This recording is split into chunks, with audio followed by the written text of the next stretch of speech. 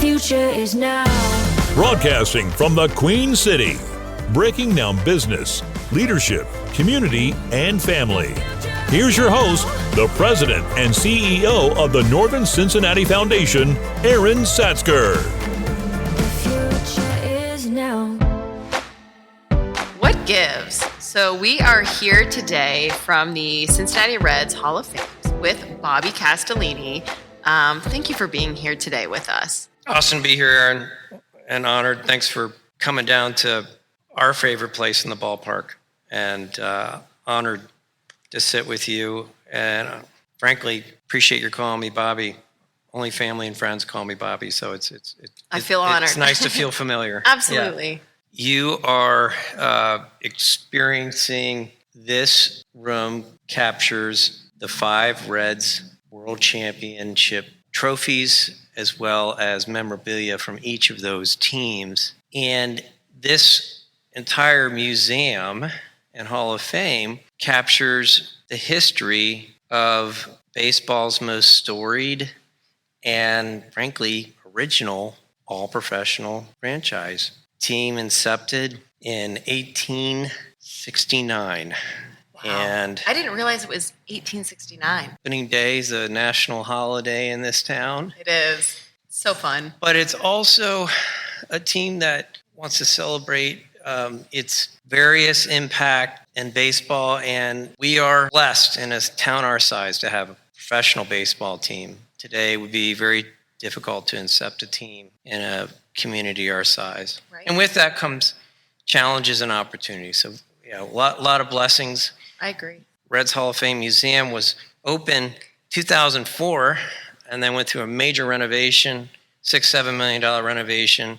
A lot of generous people stepped up. We are proudly sitting in a room that has a lot to celebrate. We're about connecting generations, celebrating greatness and preserving history. It's fun, and I'm proud to be rotating back in as the president of the Hall of Fame again. Yeah. When I think of the Cincinnati Reds, I think about taking my children here to games. It's so much fun. I come multiple times a year.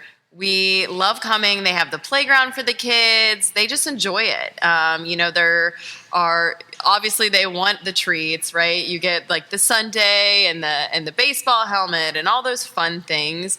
And it really is a great time for both like parents as well as kids. And so you're like fostering this love for baseball from a really young age. And I just really like that about the Cincinnati Reds and the Hall of Fame and just how family friendly it is for our community. Well, I appreciate your saying that. And that certainly echoes our intent. We are in the entertainment business now. People always like to classify us as being in professional sports, but when you evaluate it more thoroughly, it's entertainment. Certainly with that, winning makes that entertainment exciting, but win or lose, your fan base needs to leave every night with a smile on their face. Yeah, they do. And your kids probably don't remember whether we won or lost that night. They don't. They're 7 and 3.5, and they just know that it's like, wow, we're somewhere. There's all these people. They're in their Reds T-shirts. They're just excited to be at the game and to talk to their friends about. I went to the baseball game, and we went downtown. You're talking about the experience economy. Mm-hmm. Now, don't get me wrong. Winning is important. Yes, and winning solves for a lot of issues in life. But let's certainly underscore the fact that baseball connects generations. It has for years. Yes. And when people reference any significant moment, there's one that's playing back here with a winning championship, 1990 Reds World Series team, and that famous catch. Everyone's going to remember where they were when that happened and who they were with. And it's usually a family or loved one, right? Right.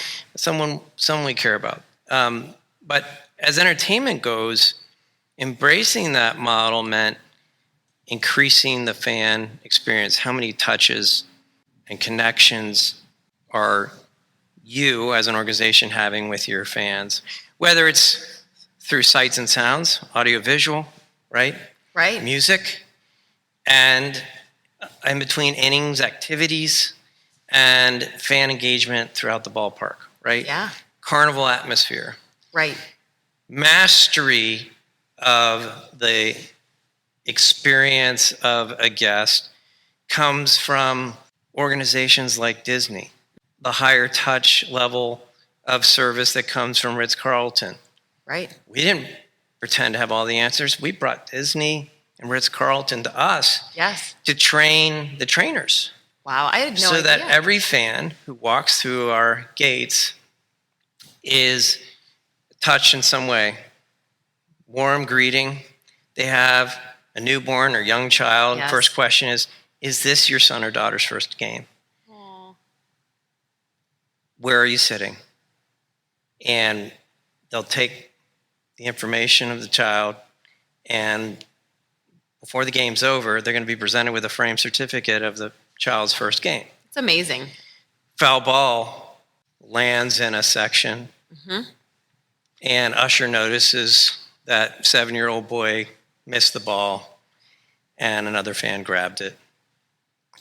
And an inning or two later, the dad might get a tap on the shoulder. We saw your son might have missed something. I mean, it's a signed ball from a notable player. Right. Right? Those little fan touches become invaluable. I think you're right. Now I think about my experiences here with my kids. I do think about that. Every time we walk into the stadium, everyone's friendly, right? You're like, can we help you? Where are you going? What are you looking for? You know, hey, I'm looking for cotton candy. Is there cotton candy for these kids? And they have the answer. You know, they know where something is and what level. And I think that you're right. That adds to the experience. That's probably why I like coming here so much with them as like an activity, because of all those, you know, guest experiences. So the guest experiences, if we were not paying attention to our fans, would look far different, because we, Right. you know, as franchise stewards, we don't consider ourselves owners. We're stewards. The fans really own the team. The fan experience is viewed as the play on the field, Right. and obviously expanded far beyond that. And I think this is important in business. You can learn a lot, not just from your biggest competitors, but from the smaller players in your industry, your sector, your field. Right. So a lot of our best fan experiences and promotions that we bring to a game come from our minor league affiliates and others. I believe that. So case in point, those minor league teams make most of their money on concessions and keeping people in their seats. The longer they're in the seats, the more concessions they buy. Right. The tickets are almost a break even. So they've got to keep them entertained at all times. Sure. In between innings, they know how to engage the fan and get him laughing. There's a lot of things they can do to engage fans that don't cost anything. Yeah.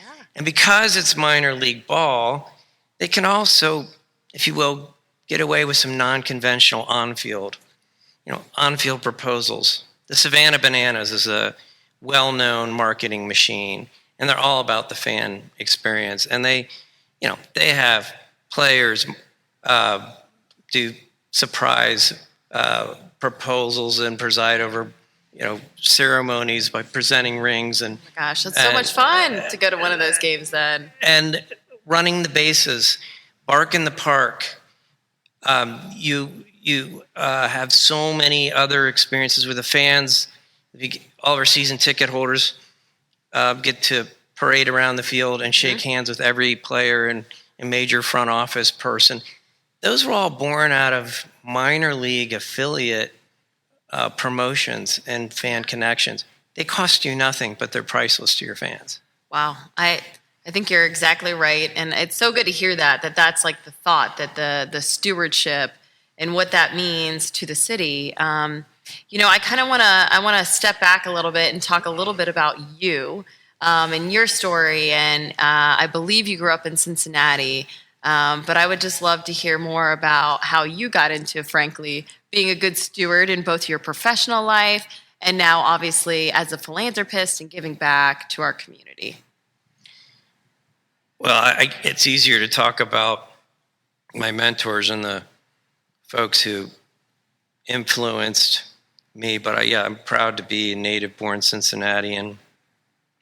My family's been here about 130 years. Wow. Oh my goodness. The Reds have been here about 155, so the Reds got a few more years on us, but we've been here quite some time. I would be considered fourth generation of a multi-generational family that had Irish Catholic and Italian Catholic roots, and I have a father who was the only boy, the only son of a family of 8. He had 7 sisters. Wow, 8. 7 girls. Oh my goodness. His father died at a young age, 47, of a heart attack, and left his mother widowed with 8 children in a very small wholesale produce distribution and brokerage firm down on the river. Okay. It actually once sat where Riverfront once stood.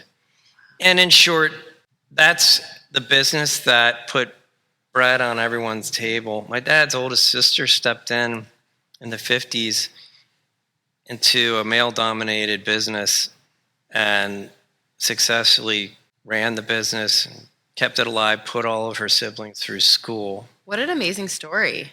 And my dad stepped in after finishing college and 2 years in the Army and was called out of grad school to come and help save the family farm, if you will, the produce business. And I grew up going with him every weekend down to the produce docks and listening to him work the sales phones and walking the warehouse floor with him and watching him be a steward to his family's business, which he bought out in his early 30s and implemented, if you will, a horizontal integration, so not fully vertically integrated, but horizontal integration, and consolidated trucking companies, warehousing, distribution, different value add, cut and wash in the produce business. It was a big innovator. Can you? And in doing that, also got very involved in the community that was serving him. That's so great. And that was my role model. It didn't stop there. My mom's father was the iconic one at that time. Yeah. And he was the son of immigrants who sold IBM punch cards during the Great Depression, then wound up at the helm of a company that made K&C rations during the Second World War. His name was Jack Fox. Great marketing mind, innovator. After the war, biggest customer, U.S. government, U.S. military going away, so had to take some products to market. And this was like a skunk works for food preservation. Yeah. In short, took a powdered orange juice that he said smelled like a wet dog and tasted worse, and his lab techs figured out that if they didn't fully dehydrate it into like a tang and just concentrated and reconstituted, it tasted pretty good. Yeah. Took it to market, named it Minute Maid, sold it to Coca-Cola, and then he went on to run United Fruit, which you would know as Chiquita. Yes.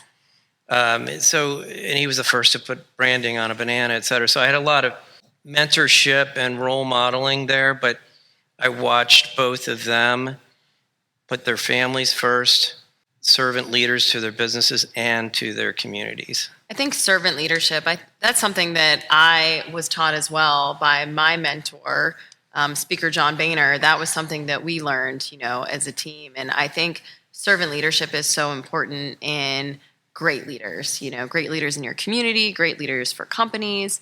And so I guess I would love to hear more about philanthropy and for both of those role models then. when did they really start to get the bug to get involved and give back? They both sought out mentors Yeah. as well.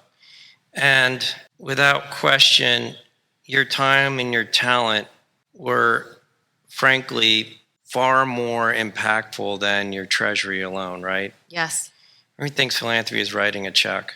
It goes so far beyond that. And in many cases, someone's talent or certainly their ties to other services or people are far more important to benefiting a community. We're in a community that understands the importance of civic responsibility, civic stewardship, giving back. We truly are. What this city does so well is it supports its community by going wide. In other communities, you've got maybe about a dozen marquee families that write the big checks and chair the boards and frankly are the matriarchs and patriarchs of that community. Sure. This city, frankly, has a much broader and deeper It really does. engagement. So someone put it best to me, former head of the museum center said, when I was in another town, it was about the same 12 families who wrote all the big checks and carried the nonprofits. Here, it's a lot more families, perhaps writing smaller checks, but more importantly, and most importantly, giving their time and their talent. Right. They bring a certain set of skills. They bring unique connections / experiences to an organization that are worth far more than a check. Yeah. So you combine the two, you got a powerful organization. So at a young age, my dad was tapped, and so was my grandfather, to serve on boards and take leadership roles in the community and join civic organizations. There's a number of quiet, unspoken, unadvertised civic organizations in this city. Right. Some are more recent, some have a very, very long history. The Cincinnati Regional Business Committee is a subset of the CBC, right? Right. Yes, it is. The CBC was doing great things, but that was your titans of industry, your top employers. Sure. Like, what about the next 100 Yeah. who are also in the service industry, not just in manufacturing and industrial? So what about all the professional groups? So that is an incredible leadership organization that was frankly born of other connectivity. Every one of them had to already be very active in the community and serving on boards. There's a waiting list for the CRBC. They're all by invitation, and it's an honor to be asked. You don't say no. Right. And there's other organizations as well that are unspoken, and but certainly so impactful and influential in getting things done in this community. Dad was blessed to have some folks take some mentorship roles and introduce them to those organizations at a young age. And so that was passed on to us, the importance. Like, if you're going to live this community, you serve the people that are serving you as employees, definitely. as customers. I think it's so important, and I think you learn that from a young age, right? You have people that set those standards and those examples for you. I mean, I can think about my own family, the Northern Cincinnati Foundation here, back when it was the Community Foundation of Westchester Liberty. My mom was part of that kitchen table group, right? And she actually wrote the Articles of Incorporation. And always from a young age, I was learning to give back, be involved, bring a meal to a neighbor, maybe an older neighbor that is unable to cook. I did that 2 houses ago, Mrs. Flynn, Vivian, bring in her food all the time just because I think that's like your duty, and those things matter. And it feels good to give back and help and know that you are making your community a better place to live, work, and play. And I think that's probably one of the things I most admire about you is that you have this vision for how can we make Cincinnati just this amazing, dynamic place. And I really think it is that. I know that I am biased, you're biased, But it's such a great city. And, regionally, I know we're proud of the Cincinnati Reds. I live up toward Westchester on that Sharonville border, kind of where Warren County, Hamilton County, and Butler County all meet off Reed-Hartman, close to CHCA. And, it's like everybody loves Cincinnati Reds baseball in those like family communities. And so no matter what part of the region you're in, it's just great to hear that, you're serving on the board, leading the board here with the Hall of Fame. It's just exciting. So, Well, I think it's important to know why you're engaging. When people refer to anyone in our ownership group, including our family, as owners, we usually correct them and say, look, we're stewards. We're caretakers, fans, community owns the team. But Reds Nation owns the team. yeah. So our fans grow up and they don't all stay here, right? And that creates a nation of fans. It does. And they're every bit as important. And the connectivity to those fans and keeping them engaged and frankly reminding them of their strong roots here. Mm-hmm. It's why universities, colleges have strong sports programming, right? Because that creates connectivity through your alumni base Yes, and definitely. to the next generation. And there's no mysteries around what that draws and towards enthusiasm, support, and affinity, right? So Yeah. Reds, we call it Reds country, Red Sox, call it Red Sox Nation. Every team has a word for it, but we have fans who are loyal to us and don't miss a game regardless of what area code or zip code they're in. And that's important. So you are basically a steward for a civic community asset that draws people together. Mm-hmm. I might not have one other thing in common with you, but we both cheer for Cincinnati Bengals Right. or FC Cincinnati or our beloved Cincinnati Reds. Then those are certainly They are. the bonds that bring us together. I can have an even more meaningful conversation with the busboy at a restaurant than I can with a restaurant owner or Definitely. the janitor or doorman Mhm. or security guard versus the CEO of the company. Right. Because if that's their passion, then we have something in common and we've got a bond. Yes. And we are bonded by our affinities. We are, and I think that that's a great message. That we should treat every person, no matter who it is. You know what I mean, and connect and talk about our commonalities. And that was something too. Working for one of my mentors, John Boehner, talking about he always did treat the janitor the same as leadership team and Congress, and so. I so respected that about him and that message that you're never too big, too good. He gave that talk to us one time at a retreat, and and I think that was a good message. Like, don't let your heads get too big. Yes, you're working for the Speaker of the House, but I am the Speaker, and and treat everybody with respect. And I think that's fantastic. What is a steward? A steward's a caretaker. Mm-hmm. A janitor is a custodian, is a steward, is a caretaker. So really, the janitor and the CEO should have the same title. They're both custodians. Right. They have different roles, but their jobs have importance to an organization. Yes. And frankly, the organization can't continue to run without both of them performing at their highest level. Yeah. Right. Completely. And I certainly want to highlight.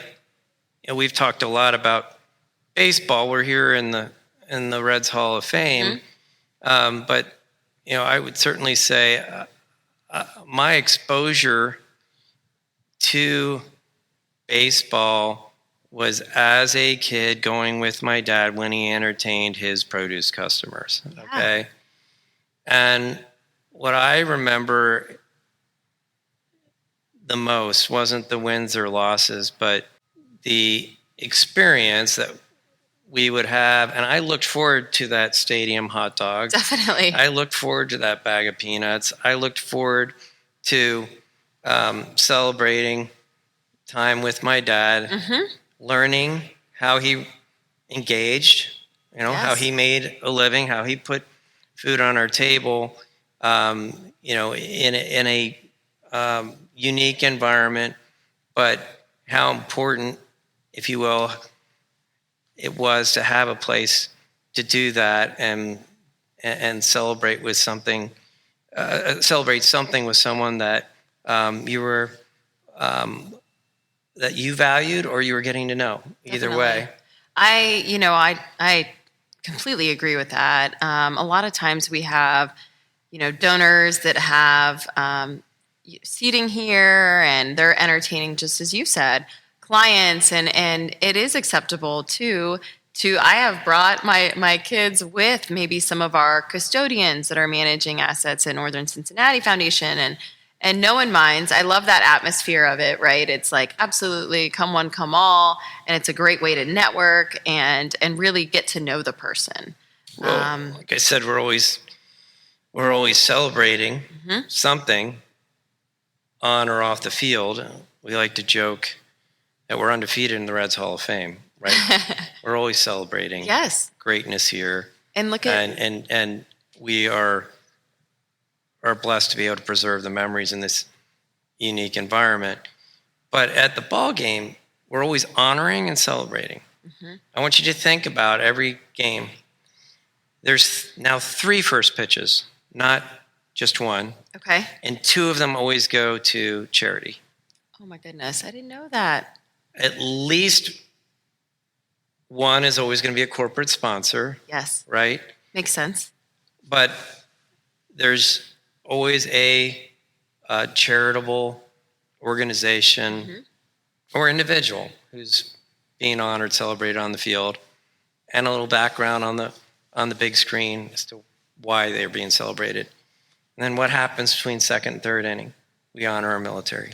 Right. We honor them before the game starts. So important. With the color guard, right? Yes. We have different branches of military represented. And then second, third inning, we have a veteran or an active member of military stand up and get a standing ovation. As they should. Often the only standing ovation in an entire game. Right. But they get a standing ovation, right? I love that. I'm going to pay attention this year, and that's amazing. I didn't realize that. And I think it's so important that we thank and honor those that are currently serving and our veterans because, they keep us safe. And before the game starts, what does every ball game do? What do all the players do? They line up, right? And they stand to honor those who can no longer stand, who have fallen. Yes. To preserve our nation's independence, preserve our nation's constitution, to preserve all the freedoms that we enjoy, right? Yes, definitely. So those that wish to honor that tradition stand. And we should respect everyone's differences, but that's why that tradition started and has continued. And it's withstood the test of time. Absolutely. And I think it's a great thing. I love this city. I love this country. And I'm just happy to hear that. So I'll definitely take notice at my next game. Something to lighten the mood that I've been asking everyone on the What Gives podcast, brought to you by Northern Cincinnati Foundation, is if the world were ending, right? So apocalyptic event, and now you can purchase these bug out bags on Amazon and everywhere. They're called bug out bags. So it's like, what would you bring with you? So if you had 4 items that you had to choose to bring with you in your bug out bag, Bobby Castellini, what would those 4 items be? Okay, well, you're asking a guy who was trained in disaster relief, served on Red Cross board for 10 years, and has a bug-out bag in every car. And Perfect. has 6 months worth of water and backup generator. Oh my goodness. That's amazing. And 6 months of freeze-dried food. Yeah, I guess I'm ready for anything. But just to narrow it down to 4. So, Okay, well, yes. I'm the guy who has hope. Why do I have a bug out bag? It's because I have hope that it won't be the end. Yes. That it will be a hardship or disaster that we all survive and live through because we were prepared and we had hope. So I would have That's good. 4 items that would give me hope. Yes. Okay. That makes sense. So we all know we can't live without water. Yes, we without do. question, minimum. Water. Yeah. I'm gonna have enough water or the ability to filter it, right? Yes, definitely. Right. So rather than carrying gallons of water, I'm gonna have.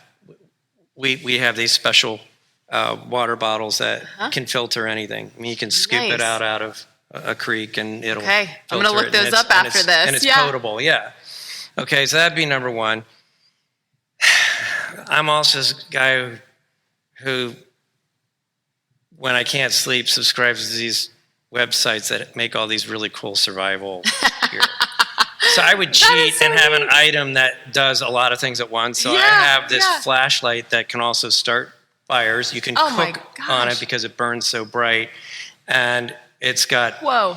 it's got the compass, the knife. It's got Yeah. a lot of it's- gears on it, right? Yeah. It's, it only it's counts one as and one done. item, so yeah. Might so cheat there. strategic. Yeah. Right. And then the third item is undoubtedly going to be a means of creating shelter for myself. Mm-hmm. And I learned how to do that. Did you really? In survival training. That is amazing. So you can do a lot with rope. Okay. So you need to have some rope because Yeah. if it's a strong test line as well, you can fish with it. There's a lot of things Right. you can do. And you're going to have finally a tarp that Okay. you can use to capture the rain, to keep you sheltered. Yes. Now that all just sounds, too survivalist. If it was truly the end of the world, Yes. Armageddon, and There was no hope, I guess. there's no hope, then without question, I'm packing my Bible first, Yes. and I'm going to have photos of my family, a means of connecting with them. Yes. So I have sat phone, Oh right? my goodness. Wherever That's they are, amazing. Yes. right? Because I want my last words to be with them, Yes. right? And then finally, I would make sure the fourth item I brought with me was a letter that I could leave behind to Wow, anyone okay. that I didn't get That is to so connect genius. with. Bobby, okay, I have to say this. We've been asking this question now, and your answer by far, I'm gonna joke around with the rest of our individuals here, has been top notch. So I mean, really well thought out. I love the letter. I don't think anyone else is gonna come up with that. So very cool. I like both ways of thinking about it, right? If there is hope, if there isn't hope. And I think it's just a fun thing to do to like have these conversations with people because you get to know them a little bit better. You know what I mean? If what are you bringing? Something else I would like to touch on is you once, when I had lunch with you for the first time, we were sitting down and you told me to read this book by Dan Sullivan called, I believe it's Who Not How. Is that right? Changed my life, I will say. And I just think that was a great piece of advice. The only thing I haven't executed yet is who's going to do my laundry because you know what? That does not bring me joy. That takes up so much time. And every time I'm doing it, I'm like, oh, I need to who, not how this. You know what I mean? Who's going to be my who? And so I thank you for that. That was a great tip. And I went home and I purchased it on Audible because as a working mother, I don't always have time to just sit at night. And I'm too tired. I fall asleep super lame. I'm a 9:30 p.m. bed person. So the Audible was perfect. And, I learned a lot from that book advice. I'm thrilled to hear it. It's overwhelming when we're challenged with a new task because we immediately start thinking tactically about how we are going to accomplish that task rather than who am I going to engage with and platoon with to accomplish this task. Yes. So, your community foundation is a prime example. It would have been overwhelming initially to think about, well, how are we going to accomplish all this? Right. But what did you do? You carefully selected the who's that you were going to bring onto your board, onto your committed staff. Yes. And the volunteers that you were going to engage within the community to help, if you will, expand your mission. Definitely. And make an input. Definitely. And then engage your community directly to support, to make it part of their plan giving, to make it part of their living charitable commitment because they cared about the community and it was a way to make a deeper impact. You engaged people to help you go wide and go deep. And there's really only two ways you can go in civic service. You can go wide or you can go deep. They're equally as important, but you have to have the right who's to accomplish that, right? And that was the thought leadership of Dan Sullivan, but it was carefully articulated by a good friend, Ben Hardy. So Ben Hardy wrote that book. Yes. He's just an incredible human being. A shout out to him. He also wrote another. Okay, I'll put two other in there because these are quick reads. You can read these, frankly, on a weekend or on a plane ride to and from a destination. He also wrote a book, The Gain and the Gap. Okay. And in summary, we tend to measure ourselves by the gap between our highest aspirations and where we are today, rather than measuring all the successes we've had up to this point in life so far to get us to where we are. You're right. Right? So it's really good perspective. Okay, I'm going to, the destination, after this, I'm going to get that one on Audible too. Yeah, the destination is always going to be out there. Yeah. Right? And the journey is what we should be celebrating to that destination. Now, his newest book, 2X is easier than 10X. Think about that. You're saying, okay, to double the size of the Northern Cincinnati Foundation was probably pretty challenging. It really was. Yes, we did. But to go 10X won't be as challenging as that 2X was. And there's a lot of reasons for that. He dives into it in the book, so I won't give it all away. I'm definitely going to download both of those. Ben Hardy, Dan Sullivan, and honored to know them both, and honored to call Ben a good friend.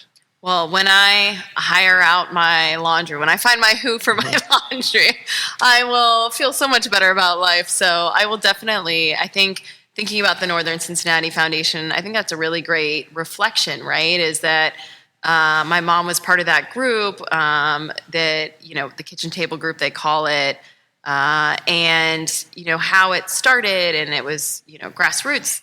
And when I came on board, we were 12 or 13 million. And now it's doubled, and we flipped the endowment model to 75% endowed when it was 75% not endowed. And now it's just, now we're in this growth mode, and we have the team. We've got the amazing institutional consultants. We have great custodians that we're working with. We have great entrepreneurs and community builders that are on board. And it's been so much fun, I will say. Building something, the grit that it takes for the team is tremendous, but it's so much worth that sweat equity, right? It really is. So just to wrap things up today, I just want to say thank you so much, Bobby Castellini. Here we are, coming to you from the Cincinnati Reds Hall of Fame. Thank you for hosting us here. Thanks for coming here. We love to showcase our Hall of Fame and invite folks to come down, whether the team's here or not. We love bringing folks through, and we frankly have made it very family friendly. So again, this is about connecting the whole family. So bring everyone down to experience, why we're blessed to live in this great city and celebrate its history. And we're again honored to have a long history in my family of living here. And this is and always will be home. Thank you so much. To learn more about how to expand your philanthropy, please reach out to the Northern Cincinnati Foundation. What Gives is produced and distributed by King Hightower Strategies.